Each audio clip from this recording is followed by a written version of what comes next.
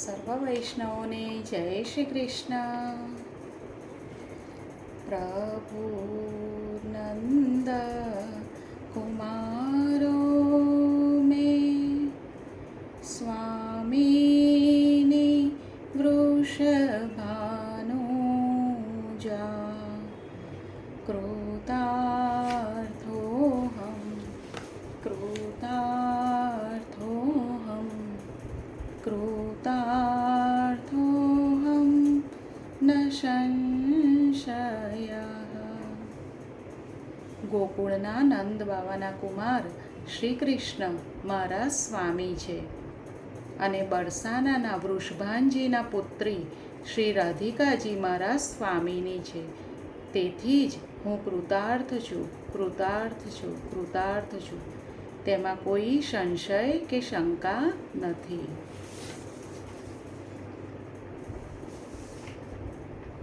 હવે છે પ્રકરણ 5. નારદજી પામ્યા વરદાન. દાઉજીના ભાવભર્યા આમંત્રણને અને રોહિણી માના પ્રેમાગ્રહને વશ થઈ ભગવાન શ્યામ સુંદર નારદજી સાથે અંદરના કક્ષમાં પધાર્યા. દાઉજીના ભાવભર્યા આમંત્રણ અને રોહિણી માના પ્રેમાગ્રહને વશ થઈને પ્રભુ નારદજી સાથે અંદરના કક્ષમાં પધાર્યા અને બલરામ ભવનની મહેમાન ગતિ પણ માણી. પરંતુ ત્યાં ઉપસ્થિત સૌ કોઈના હૃદય પોતપોતાની રીતે એટલા ભાવમય અને વિવશ હતા કે કોઈનામાં ઔપચારિક રીતે કશું પણ બોલવા પૂછવાના હોશ નહોતા. જાણે કે પેલા દિવ્ય સ્વરૂપની છાયા ન પડી ગઈ હોય એમ સૌ અવાક અને નિઃસ્તબ્ધ હતા. સૌથી વિચિત્ર સ્થિતિ તો નારદજીની હતી, કેમ કે એમણે ઘડી પહેલાં કક્ષ બહાર જે અભૂતપૂર્વ લીલાની ઝાંખી કરી તે શાને આભારી હતી તે જાણવા તેમનું વ્યાકુળ મન ક્યારનું એ ઉત્કંઠિત થઈ ગયું હતું. સૌની હાજરીમાં ભગવાન શ્રી કૃષ્ણને આ અંગે કાંઈ પણ પૂછવું એ અવિવેક જેવું ગણાશે એમ સમજીને વીણાપાણી મૌન રહ્યા. વીણાપાણી એટલે નારદજી. હવે તો ક્યારે પ્રભુ એકલા પડે અને આ લીલા દર્શન અંગે કાંઈક પૂછવાનો મોકો મળે એની એમના મનમાં ચટપટી થઈ રહી હતી. તેથી ઝટ અહીંથી વિદાય થવા આતુર નારદજીએ રાણીઓને અને સુભદ્રાજીને સામેથી નમસ્કાર કર્યા. રોહિણી દેવીના ક્ષેમ કુશળ પૂછ્યા અને બલરામજીને સ્વસ્તિ વચન કહીને પ્રભુ સામે એવા ભાવથી જોયું કે જાણે પ્રસ્થાનની આજ્ઞા ન માંગતા હોય. વાસુદેવે માતેશ્વરીનો ચરણ સ્પર્શ કરી જવાની અનુજ્ઞા યાચી અને પટરાણી સામે જોઈને એટલું જ કહ્યું, ચાલો નારદજીને આપણા આવાસે લઈ જઈશું. પછી ઊભી થઈ ગયેલી સર્વ રાણીઓ પર એક સ્મિતભરી નજર ફેંકીને જેવા ભગવાન નારદજીને ખભે હાથ મૂકીને આગળ વધ્યા કે સૌ રાણીઓ પણ રોહિણી માને પગે લાગીને અને સુભદ્રાજીને વંદન કરીને ચૂપચાપ એમની પાછળ પાછળ કક્ષની બહાર નીકળી ગઈ. દેવર્ષિ નારદની મનોકામના સમજી ગયેલા અંતર્યામી એમને લઈને સીધા કૃષ્ણ ભવન તરફ આગળ વધ્યા. એટલે એકલા પટરાણી જ એમને અનુસર્યા. બાકી સર્વ રાણીઓ પોતપોતાના આવાસે ગઈ. સૂર્યાસ્ત થવા આડે હવે થોડુંક જ સમય બાકી રહ્યો હતો. તેથી કૃષ્ણ ભવનના કક્ષમાં ગયા બાદ દ્વારિકાધીશે પટરાણીને આજ્ઞા કરી કે તમે તમારા આવાસે જઈને રાત્રિ ભોજનની તૈયારી કરાવો. સાયં સ્નાન અને સંધ્યા પૂજાથી પરવારીને અમે તરત જ તમારા ભવન ઉપર આવીએ છીએ. પતિની ઈચ્છા સમજી ગયેલા રૂકમણીજી નારદજીને વંદના કરીને પોતાના આવાસે જવા રવાના થયા. અસ્તાચળમાં ઉતરી રહેલા ભગવાન સૂર્યનારાયણના દર્શન કરવા શ્રી કૃષ્ણ પોતાના હંમેશના નિયમ મુજબ પશ્ચિમ દિશાના ઝરૂખામાં જઈને ઊભા રહ્યા. એટલે હવે નારદજીને મનગમતી વાત કરવાનો સરસ મજાનો મોકો મળી ગયો. પ્રભુની પાછળ જઈને ઊભા રહેલા નારદજીએ 2 હાથ જોડીને પાછળથી એટલું જ કહ્યું, પ્રભુ, કે તરત જ એમની સામે ફરી જઈને શ્યામ સુંદરે ઝરૂખામાં ગોઠવેલા આસન ઉપર બિરાજવા માટે તેમને ઈશારો કર્યો. નારદજીએ આસન ગ્રહણ કર્યું. પછી પ્રભુ પણ આસનસ્થ થયા અને સસ્મિત વદને નારદજી સામે જોઈને બોલ્યા, કહો ભક્ત શિરોમણી, શા સમાચાર છે? શ્રી નારદ ઉવાચ, પ્રભુ, સર્વત્ર સુખ શાંતિ છે, પરંતુ પ્રભુએ પૂછ્યું, કેમ પરંતુ? શી ઉપાધિ આવી પડી છે દેવલોકમાં? કેમ તમે અશાંત જણાવો છો દેવર્ષિ? જે હોય તે નિસંકોચ કહી દો.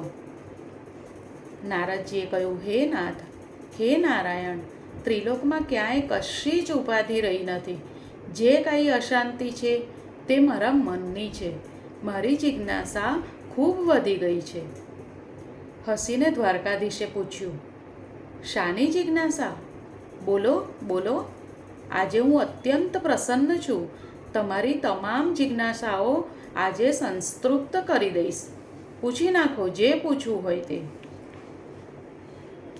નારદજીએ હિંમત કરીને પૂછ્યું, સ્વામી, મેં હમણાં જે દ્રશ્ય જોયું હતું તે શું હતું? આપની આંખમાં આંસુ કેમ હતા?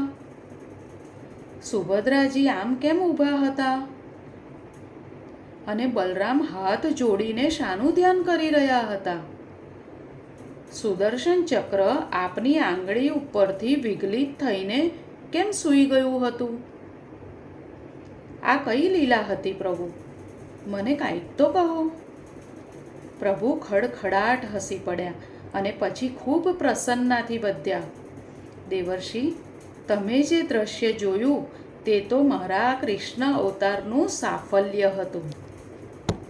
પ્રભુએ શું કીધું કે દેવર્ષિ, તમે જે દ્રશ્ય જોયું તે તો મારા આ કૃષ્ણ અવતારનું સાફલ્ય હતું. મુનિવર, તમે તો માત્ર બાહ્ય દ્રશ્ય જોયું, પરંતુ અંદરના કક્ષમાં રોહિણીમાં દ્વારા જે કાંઈ કહેવાઈ રહ્યું હતું તે જો તમે કાનોકાન સાંભળ્યું હોત તો મને લાગે છે કે તમે તમારો નારાયણ નારાયણનો જાપ ભૂલી જાત અને આજથી રાધે રાધેનો જાપ જપતા થઈ ગયા હોત. આટલું કહેતા કહેતા તો પ્રભુ એકદમ ધીર ગંભીર થઈ ગયા. તેમનું આર્દચિત્ત ફરી પાછું પોતાની વ્રજભૂમિના રોમાંચક સંસ્મરણોની યાદમાં ખોવાઈ ગયું. એમના કમળનયન પુનઃ બીડાઈ ગયા. થોડી ક્ષણો એમને એમ પસાર થઈ ગઈ. સામે ઘૂઘવાતા અરબી સમુદ્રના ભરતીના કેફથી તોફાને ચડેલા પ્રચંડ અશ્વવેગી મોજા દ્વારિકાના અજેય દુર્ગની તોતિંગ દીવારો ઉપર પછડાઈને ભગવાન દ્વારકાધીશના વજ્ર હૃદયમાં આજ વર્ષો પછી જાગેલા અદમ્ય ઉત્સાહ પૂર્ણ જાણે કે પડઘો પાડી રહ્યા ન હોય તેમ હર્ષનાદરૂપી નિનાદ ગજવી રહ્યા હતા. નારદજી માટે તો આ દ્રશ્ય પણ અનુપમ અને અનન્ય હતું, કેમ કે આ રીતે સાંધ્ય વાતાવરણમાં શ્યામ સુંદરને આ ઉંમરે આટલા શાંત, સ્વસ્થ અને પ્રસન્ન ચિત્ત નિરખવા એ પણ એક આહલાદક લાહવો હતો. થોડી વારે આંખો ખોલીને વાસુદેવ બોલ્યા, નારદજી, યોગાનુયોગ ગણો કે વિધિ નિર્મિત, પણ આજે તમે એવા સુયોગ્ય અવસરે દ્વારિકામાં પધાર્યા છો કે જ્યારે મારા હૈયાનો વર્ષો જૂનો ઋણભાર ચૂકતે કરવાની મને સુવર્ણ તક પ્રાપ્ત થઈ છે અને આજથી જ એની શુભ શરૂઆત પણ થઈ ચૂકી છે. એમ કહીને પ્રભુએ પોતાના પરમ ભક્ત નારદને સંક્ષેપમાં સુજ્ઞાત કર્યા કે શું જાણવા માટે એમની રાણીઓ સંપ કરીને સમૂહમાં રોહિણી પાસે ગઈ હતી. શા કારણે બહેન સુભદ્રા આ રીતે દ્વાર વચ્ચે ઊભી રહી હતી અને પોતે તથા બલરામ કયા શુભ આશયથી ત્યાં નતમસ્તકે ઊભા રહ્યા હતા. આટલું કહી દીધા પછી ભક્ત વત્સલ ભગવાને ભાવ વિભોર થઈ જઈને ઉમેર્યું, મુનિવર, માતેશ્વરી રોહિણી દેવીએ આ દ્વારિકાના રાજમહાલયમાં આજે મારી વાત્સલ્ય મૂર્તિ યશોદા મૈયાનો, મારા પ્રેમ ઘેલા નંદ બાબાનો, મારી હૃદયેશ્વરી રાસેશ્વરી શ્રી રાધિકાનો અને વ્રજની મારી કેટલીય બાળલીલાઓનો શબ્દદેહે એવો સાક્ષાત્કાર કરાવી દીધો છે કે આજ મને એમ લાગે છે કે જાણે મારું અવતાર કાર્ય સાર્થક થઈ ગયું, થઈ ગયું. નારદજી, હું આજે અત્યંત પ્રસન્ન છું અને સવિશેષ પ્રસન્ન તો તમારા પર છું, અને વધારે પ્રસન્ન તો તમારા ઉપર છું, કેમ કે હું તો આ શ્રી કૃષ્ણના માનવ દેહ રૂપે ધરતી ઉપર આજ છું અને કાલ નથી, પરંતુ તમે તો યુગાનુયુગ સુધી ત્રિલોક ઉપર વિહારનાર એકમાત્ર અમર વિભૂતિ છો. પ્રભુએ કીધું, હું તો આજે છું કાલે નથી, પણ તમે તો હંમેશા જ છો, અમર વિભૂતિ છો. તેથી આજે જે લીલા દર્શનના તમે પ્રત્યક્ષ સાક્ષી બન્યા છો તેનો મહિમા તમારા થકી આ ભૂખંડ ઉપર અનેક ઋષિ મુનિઓ તથા સાધુ સંતોના હૃદય સુધી પહોંચશે તેની મને પૂર્ણ ખાતરી છે. પ્રભુએ કીધું કે હું ધરતી ઉપર આજે છું કાલે નથી, પણ તમે તો અમર છો, તો તમે પ્રત્યક્ષ સાક્ષી બન્યા છો, તો તેનો મહિમા તમે ભૂખંડ ઉપર ઋષિ મુનિઓ તથા સાધુ સંતોના હૃદય સુધી આ પહોંચાડશો એની મને પૂર્ણ ખાતરી છે.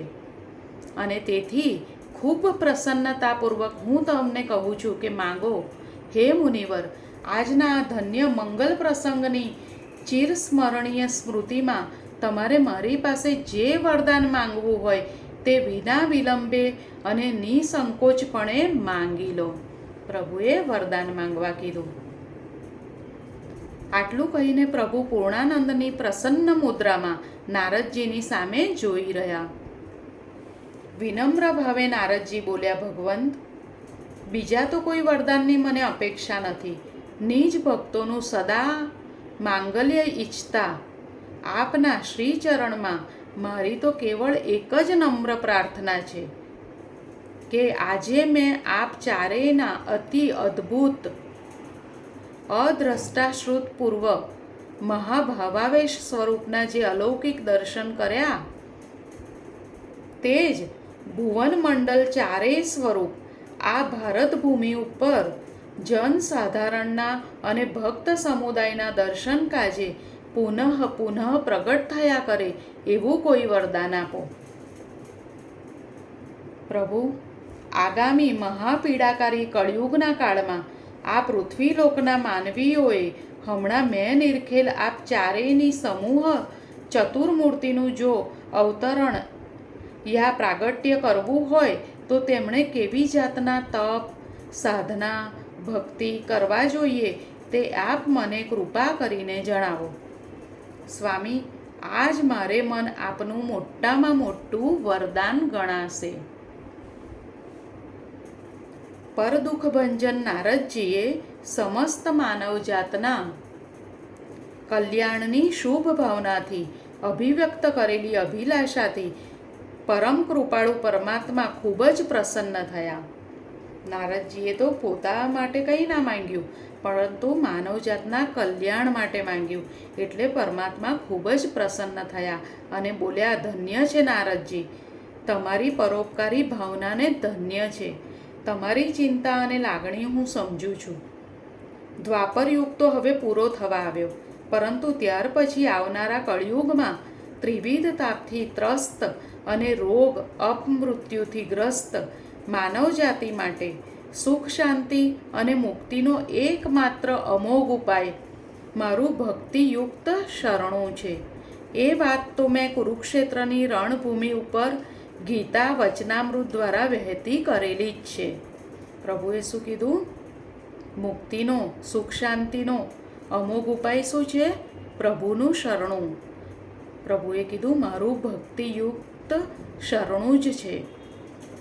પરંતુ આજે હવે એમાં થોડો ઉમેરો કરવાનું મન થાય છે કે કેવળ મારી એકલાની ભક્તિ કરવા કરતાં જો કોઈ માનવી મારી નિત્ય આહ્લાદીની શક્તિ પ્રેમલક્ષણા ભક્તિ સ્વરૂપા ગોલોકેશ્વરી શ્રી રાધિકાજીની તન મન હૃદયથી ભક્તિ કરશે અને આ કૃષ્ણ અવતારની મારી મહામાધુર્ય શિખરીણી વ્રજલીલા કથાઓનું સમૂહમાં રસગાન કરશે તો હે નારદજી, જેમ અર્જુન દ્વારા માનવજાતને મેં ગીતામાં કોલ આપ્યો છે કે યદા યદા હિ ધર્મસ્ય ગ્લાનિર્ભવતિ ભારત અભ્યુત્થાનમ ધર્મસ્ય તદાત્મનમ સૃજામ્યહમ પરિત્રાણાય સાધૂનાં વિનાશાય ચ દુષ્કૃતામ ધર્મ સંસ્થાપનાર્થાય સંભવામિ યુગે યુગે. તેમ તમને આજે બીજો કોલ આપું છું. પ્રભુએ પહેલો કોલ શું આપ્યો કે કેવળ મારી એકલાની ભક્તિ કરવા કરતાં મારી ગોલોકેશ્વરી શ્રી રાધિકાજીની તન મન હૃદયથી ભક્તિ કરશે અને આ કૃષ્ણ અવતારની મારી મહામાધુર્ય શિખરીણી વ્રજલીલા કથાઓનું સમૂહમાં ગાન કરશે. અને બીજો કોલ આપું છું કે હું જ્યાં પણ હોઈશ અને જે સ્થિતિમાં હોઈશ ત્યાંથી તત્કાળ અને તત્ક્ષણ તેની તે જ સ્થિતિમાં એ કથાગાન સ્થળે ખેંચાઈ આવીશ.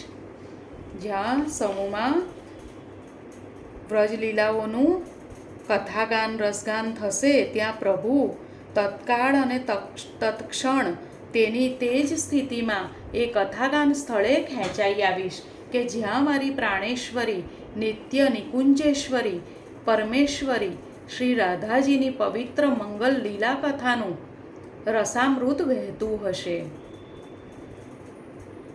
હે ભક્ત શિરોમણી નારદ, આજના અનુભવ પરથી તો હવે એટલે સુધી કહેવા હું ઉત્કંઠિત છું કે હવે પ્રભુએ બીજું કીધું.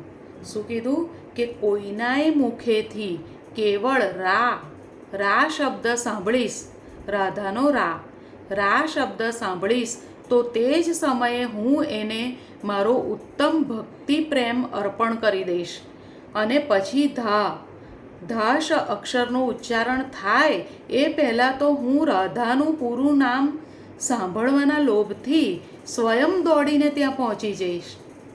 આટલું બોલતા તો અત્યંત ભાવાવેશમાં આવી ગયેલા નંદનંદન રાધારમણ કુંજ બિહારી મુરલીધર ભગવાન શ્રી કૃષ્ણ આસન ઉપરથી ઊભા થઈ ગયા અને વીણા પાણીના ખભે હાથ મૂકીને બોલ્યા, મુનિવર, આ તો મેં કેવળ મારી જ વાત કહી ને મારા પોતાના થકી આ દિવ્ય વચન આપ્યું, પરંતુ તમે જે મૂર્તિ ચતુષ્ટયના પ્રાગટ્યની અભિલાષા વ્યક્ત કરી છે તે સંદર્ભમાં હવે હું તમને બીજું વચન આપું છું કે આગામી કળિયુગમાં લવણ સમુદ્ર તટવર્તી નીલાચલ ક્ષેત્રમાં અમે ચારેય જણ, હું, બલરામ, સુભદ્રા અને સુદર્શન, તમે નિરખેલ સ્વરૂપમાં જ અવતારિત થઈને સદાય પ્રકાશમાન રહીશું. બીજું શું વરદાન આપ્યું કે આગામી કળિયુગમાં લવણ સમુદ્ર તટવર્તી નીલાચલ ક્ષેત્રમાં અમે ચારે, કોણ ચારે? પ્રભુ, બલરામ, સુભદ્રા અને સુદર્શન, તમે નિરખેલ એટલે નારદજીએ જે સ્વરૂપ જોયું છે એ જ સ્વરૂપમાં અવતરિત થઈને સદાય પ્રકાશમાન રહીશું. અને પ્રભુએ જ્યાં આટલું વરદાન આપ્યું કે તે જ ક્ષણે જાણે યોગેશ્વર શ્રી કૃષ્ણની આ અમરવાણીને ગગનભેદી હર્ષનાદથી આવકારતો અને વધાવતો ન હોય તે રીતે રાજમહાલયના દેવાલયનો સુવર્ણ ઘંટ સંધ્યા આરતીનું આવાહન કરતો રણઝણી ઉઠ્યો. પ્રભુએ અને પ્રભુ ભક્ત નારદજીએ દેવાલયની દિશામાં બંને હાથ જોડીને ત્યાં બિરાજેલ ઈષ્ટદેવની મૂર્તિને નમસ્કાર કર્યા અને હવે ઝટપટ સાયં સ્નાન તથા સંધ્યા પૂજાથી પરવારી જવા ઉતાવળ કરી, જેથી ભોજન ગૃહે ક્યારનાય રાહ જોઈને બેસી રહેલા રૂકમણીને બોલાવવા આવવાની તસદી ના લેવી પડે. ભોજનાદિથી પરવારીને દ્વારિકાનાથ આજે કેટલાય દિવસો પછી રૂકમણીના આવાસે ખૂબ નિરાતે બેઠા અને પટરાણીની ઉપસ્થિતિમાં દેવર્ષિ નારદ સાથે હળવો વાર્તા વિનોદ કરવા લાગ્યા. નારદજી તો રમતારામ અને ફરતારામ, વળી એ તો ત્રિલોકના ખબરપત્રી. ભગવાન જે પૂછે તેનો ઉત્તર એમના હોઠ ઉપર તો હોય જ એવા એ તો હાજર જવાબી. આકાશ, પાતાળ અને ધરતીની છેલ્લામાં છેલ્લી માહિતીનો એમની પાસે ભંડાર ભર્યો હોય, તેથી એમની વાતો સાંભળવાની તો ખૂબ મજા આવે. આ સદભાગ્ય આજે રૂકમણીને